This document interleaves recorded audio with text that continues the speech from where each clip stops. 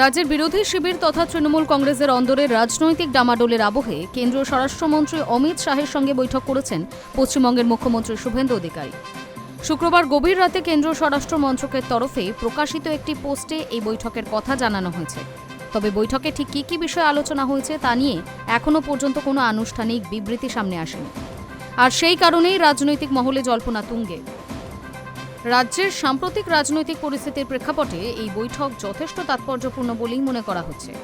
একদিকে শাসক ও বিরোধী শিবিরের একাধিক সাংগঠনিক রদবদল, অন্যদিকে বিভিন্ন রাজনৈতিক নেতাকে ঘিরে চলা তদন্ত ও আইনি প্রক্রিয়া, সব মিলিয়ে পশ্চিমবঙ্গের রাজনৈতিক আবহ বর্তমানে অত্যন্ত উত্তপ্ত। এমন পরিস্থিতিতে মুখ্যমন্ত্রীর দিল্লি সফর এবং সরাসরি স্বরাষ্ট্রমন্ত্রীর সঙ্গে বৈঠককে ঘিরে নানা মহলে শুরু হয়েছে জোর জল্পনা। রাজনৈতিক পর্যবেক্ষকদের একাংশের মতে সংসদে তৃণমূল কংগ্রেসের ভাঙনের জল্পনা, আসন্ন প্রশাসনিক ও রাজনৈতিক কর্মসূচি, আইন শৃঙ্খলা পরিস্থিতি, কেন্দ্র রাজ্য সম্পর্ক এবং রাজ্যের বিভিন্ন গুরুত্বপূর্ণ উন্নয়ন প্রকল্প নিয়েও আলোচনা হয়ে থাকতে পারে।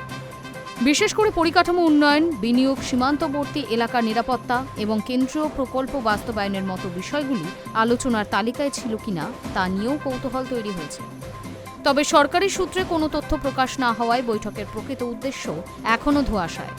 ফলে দিল্লির এই উচ্চ পর্যায়ের সাক্ষাৎকে ঘিরে রাজনৈতিক মহলে জল্পনা আরও বেড়েছে। এখন নজর রয়েছে মুখ্যমন্ত্রী বা কেন্দ্রীয় স্বরাষ্ট্র মন্ত্রকের পরবর্তী প্রতিক্রিয়ার দিকে। বৈঠকটি বিস্তারিত সামনে এলে পশ্চিমবঙ্গের রাজনীতিতে তার সুদূর প্রসারী প্রভাব পড়তে পারে বলেই মনে করছে রাজনৈতিক মহল। Hi news network.